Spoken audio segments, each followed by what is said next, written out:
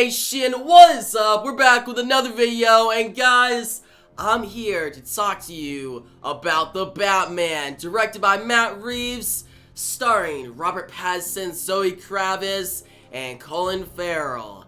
And guys, this movie is a masterpiece. Now, before going into it, I want to thank AMC Theaters for having me out for an early screening. I just saw it's like 2 days before. It's not super early, but early is still good. I still appreciate it. And AMC Theaters made an experience. They literally had like a countdown. Like, guys, I'm sharing this with you. Like, when I went there, I was like, okay, it was kind of cool. I haven't been to AMC Theaters in a while. I usually go to Harkins, and it kind of brought back memories of when I saw movies when I was younger. And when I got in the theater, instead of playing trailers, what they did, they played like the promo, like the World Needs Heroes promo, which shows all the DC movies coming out this year. But then after that, they had like an 8 to 10 minute countdown with a timer at the top right of the screen, and it just showed different posters, different comics that influenced the Batman, and it was awesome. It just got me so hyped. And the crowd that I had, the audience around me, really made experience as well. Like, people cheered, like they were real fans there. And it got me so excited as a DC fan. And when the movie eventually started, it started well. Like, the opening of this movie is so well done.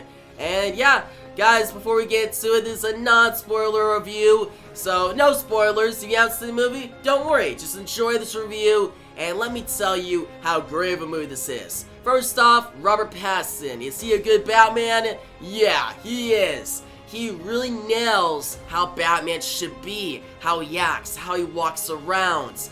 And one thing that this movie really gets right is the detective side of Batman. He follows all these riddles throughout the movie, and Batman solves them all. Like, seeing it kind of just go through Bruce's head, him try to follow the clues, try to piece it together. It's very fascinating, and I like that. Now, for 95% of the movie, Robert Pattinson is Batman. He's barely Bruce Wayne, and I know some people have complained like, oh, is he really a good Bruce Wayne? In this movie, he's alright. There's certain scenes that I'm like, oh, he's Bruce Wayne. But other scenes I'm like, I don't know, he's kind of building into the role. Whereas Batman, he's a perfect Batman. He looks like Batman, he acts like Batman, and it's great. So, for the complaint that, oh, he's not really Bruce Wayne, he's more just Batman, he doesn't really fill in that role as Bruce Wayne in the daytime, at night, and then Batman, this kind of trendy of a character.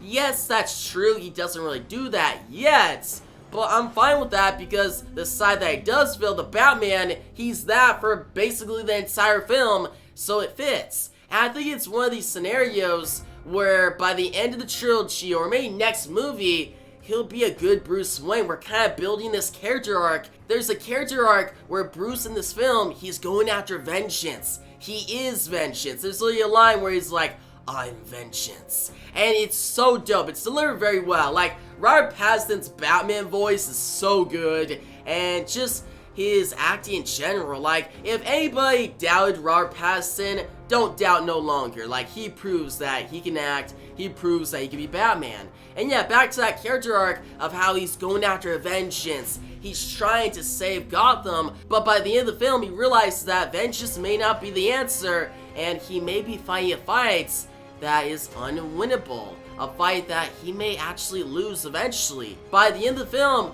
you see that Gotham may not be worth saving. There may not be a way to save it. It's a city that's already been lost. And I like that. It makes the stakes higher. It makes Batman's war and crime more interesting, and it really gets you invested. Now, besides Batman, who's done very well, let's get to Catwoman, Zoe Kravitz's Catwoman. She plays the role so well, and yeah, she nails it. There's like a part in this movie where she looks like the Catwoman version from Batman Year One. Like, it's so cool. At the beginning, I was like, alright, she's kind of getting to the role, she's doing pretty good, it's giving me Batman Long Halloween vibes, and just that Batman Catwoman dynamic, it's shown here. You can feel the chemistry, you can feel the bond, and it's cool. Just their dynamic, the Batman Catwoman dynamic grows as the movie goes on, and by the end, as they go off wherever they go. I won't spoil, but it ends up in a very interesting way. They're dynamic, and I like it. Like, it's just done so well, and as a character on her own, Catwoman, you see the Selena Kyle side and her connections to certain characters in the movie, but also the Catwoman side, that cat burglar side. And it's just ran so well, directed well, and Zoe Kravitz, she nails it. It's my favorite Catwoman interpretation yet. I think she's better than Michelle Pfeiffer and Anne Hathaway. She is Catwoman. Now, to Colin Farrell's Penguin, he's not in this movie as much as you would think. Yes, you have the chase sequence where Batman is chasing him, and it's one of the best car chase sequences I've seen in all of cinema, but Penguin is kind of just teased. Like, he's there, he has a good amount of screen time, but compared to the Riddler and Catwoman, he doesn't get as much, but I think that's intentional, and I think it's fine. He gets teased enough, and I think he'll have a great role to play as this trilogy continues. Now to the main villain of the film, Riddler. Guys, Matt Reeves pulled it off. He made Riddler serious while also keeping that wacky side of him and keeping that unhinged side. And Paul Dano's performance, he does an amazing job. He really nails the unhinged side while also keeping this intellectual side of Riddler. Like, Riddler is smart in this film. He plays with Batman, the riddles that are set up, and just this journey you go on as an audience like me. While I was watching the film, I was trying to piece it together just like Batman, and it was really cool. It was an experience. And by the end, when eventually Riddler and Batman do meet, because they're gonna meet, like, that's not really a spoiler, like, they will meet, it's done so well. Like, just their dynamic and how Riddler acts, and by the end of the film, just where the character is left off, I'm excited to see him continue in this trilogy. This is the best Riddler to ever come to live action. And I think it kind of rivals the Batman the Animated Series Riddler version. Like, I really like this interpretation of Riddler. It's so well done. Now, aside from the characters in this movie, which actually, Commissioner Gordon. I want to talk about Jeffrey Wright's Commissioner Gordon. This is my favorite Gordon in all of live action. Jeffrey Wright, he nails it. He does such a good job. And I expect him to be this good. I thought he'd be pretty good. He's a good actor. But this is like top-notch acting. He does a great job. And as for Alfred, good job as well. Like, he is great. I really like the connection, just that dynamic between Alfred and Bruce in this movie. It's different, but really well done. So yeah, characters in this movie, really good. Acting, top-notch. Cinematography, really good. Matt Reeves really brings his A game to this movie. His directing is the best it's ever been.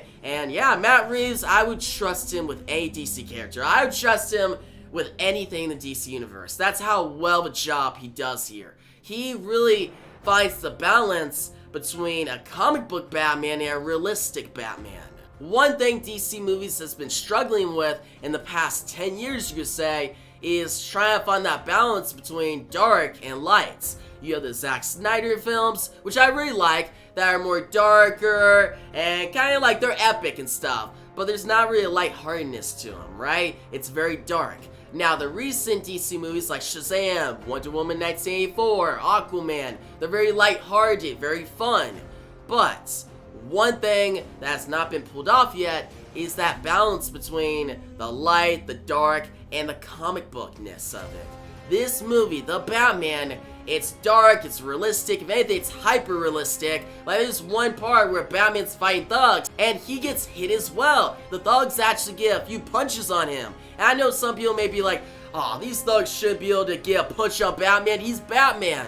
But I like it, because in a real fight, you're not gonna be able, if you're fighting like multiple people at once, there's gonna be one punch that's gonna slip and it's gonna hit you. A lot of times in these superhero movies, it's like, oh, they just take him out without getting hit, and it's not realistic. Here, it's very hyper-realistic. There's another moment where Batman's beating the crap out of somebody. He's going all out, and he loses track of himself. He loses sense. He keeps going, and for a sec, he may think he punched the guy like maybe once or twice, but in reality, he punched the guy like 30 times. He went all out without you noticing it.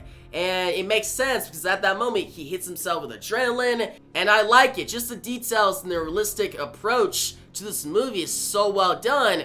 But Whereas Christopher Nolan's films were very realistic, not very comic booky, it was very just grounded in reality. The Batman movie, has that, but it also has that comic book asset to it.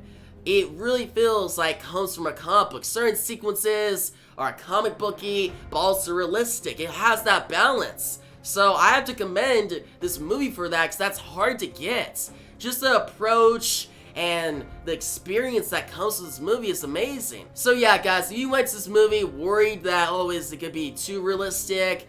Is it gonna be too comic booky? Will the performances be good? Will the direction be good? I'll tell you that all of it was good. It was all perfect. This is a perfect Batman movie, and I think it rivals The Dark Knight. Now, I will be making a video later in the week where I'll I'm gonna rewatch The Dark Knight and rewatch this movie and then decide which one is better. I'll make a video going over which one I think is better, because right now, I don't know, I'm going back and forth. Both movies are masterpieces. And yeah, guys, if I would have to give this movie a rating, I'm gonna give it a 10 out of 10. It's a masterpiece. I love this movie. It was very well paced. Like, did not feel like 2 hours and 55 minutes. It was an experience. I had fun time all the way through. As a DC fan, I'm just happy. Like, I'm very happy to see this movie be so well done. Like, shout out to Matt Reeves, Zoe Kravitz, Robert Pattinson, Colin Farrell, Paul Dano. Like, all of them just brought together. They made one of the best DC movies of all time. Now, guys, that's gonna wrap my thoughts on this movie, my non-spoiler thoughts. I'll be doing a spoiler talk this weekend. Also, a video going over which movie is better, this movie or The Dark Knight. Also, I'll be rewatching this movie on Thursday, and I'll be releasing my rewatch reaction to you guys. So stay tuned for all those videos, a lot of content for the Batman. But yeah, guys, if you like the video, give it a big thumbs up. You should make sure to subscribe, hit that notification bell so you don't miss out on all the Batman videos coming soon. And yeah, thanks for watching, and peace out.